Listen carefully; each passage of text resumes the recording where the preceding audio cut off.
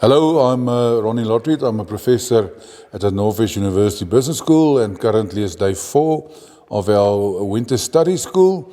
And with me is one of our esteemed colleagues and professor of practice, also CEO of his own management consultancy, people capacity, Professor Chris Lombard. Chris, welcome to the session once again. Welcome back to Poch, and we like the investment that you do in our younger leadership. So let's cut to the chase. I remember in COVID that you spoke about how to manage yourself and what type of interventions you see. So today is something that I think personally we neglect a lot, and that's personal self-management. We always tell what the corporate wants from you, what your business wants from you, and at the end of the day, it's all about coping and with self-management. And in that context, let's start off at the beginning. What do you see as self-management, and why do you think it's so important for any and every aspiring, not even aspiring, guys that's in the corporate ladder?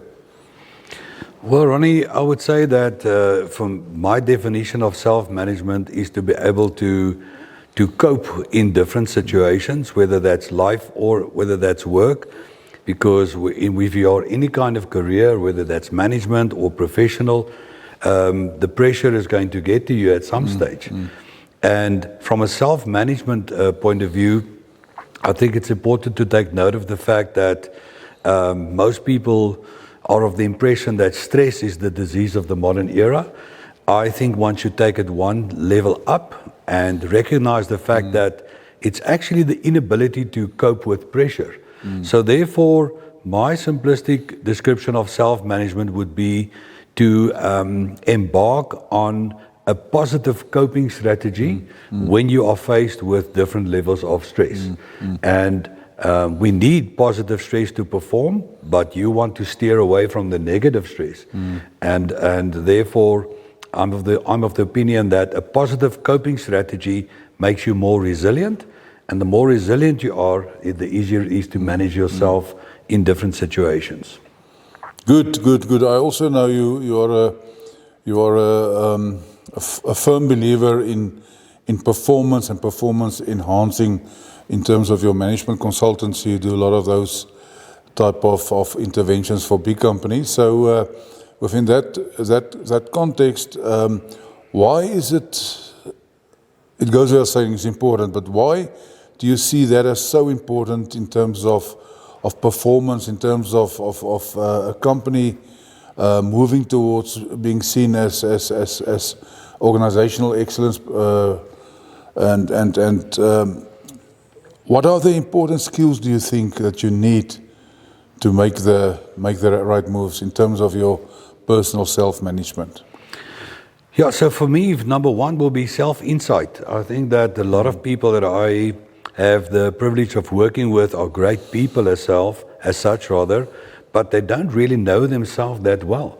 And the people that do excel are the ones that knows themselves, that knows how they deal with different situations, and they are very open, for personal development. So they are also very open for feedback in terms of what are their unknown self areas, their blind spots. But then critical for me is that I find most of them, they believe in the whole principle of appointing a mentor or a coach for yourself so that they can continuously improve. And then secondly, if you know yourself and you know how you respond in different situations as such, that takes you to one level. But I think a critical next level is also to make sure that you know the people that you work with. Yeah. So your team members, how to get the most out of them, because if you combine those two, you can't manage others if you can't manage yourself.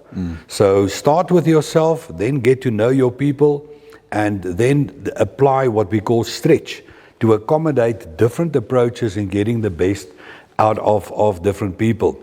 And then I think something that we often neglect is the fact that at certain levels in organizations, not everybody is at the top of the food chain, if I can call it that. make time to understand your leader, because if you are at middle management or at strategic operational level, your job is actually to keep the arms of your leader in the air. And so understand your leader, how you can strengthen them in the areas where they're not that strong.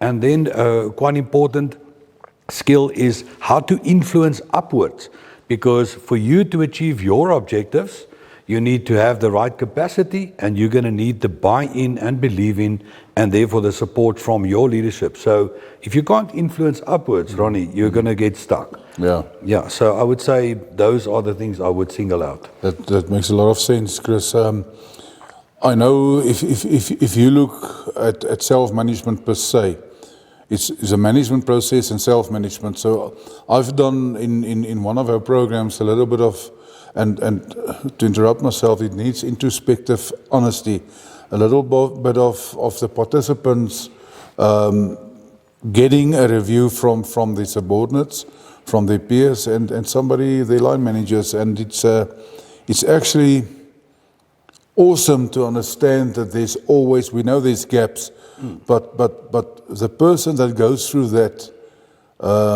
first have to recognize that, listen, there's a gap, and I need to manage that. And we as management scientists, we manage behavior, but the individual, what you've just alluded to is it's so important to self-manage yourself. So my last question will be, I know with COVID you were a proponent of certain interventions because it was a crazy time, abnormal time, not the new normal. Now we find something else. People are working from home. Some have got a hybrid model and some have returned to them, but the majority, I think, is still in the hybrid model and working from home, depending on the industry you are. So am I wrong to say that now self-management as such has even grown in importance? And what is your take on resilience and maybe a strategy or two in terms of managing yourself for the benefit of our audience? Yes, Ronnie, to answer your question about the hybrid model, as a first answer, I think that, if I may give my opinion, is that I don't think that there's another event in the world that exposed poor leadership as COVID did.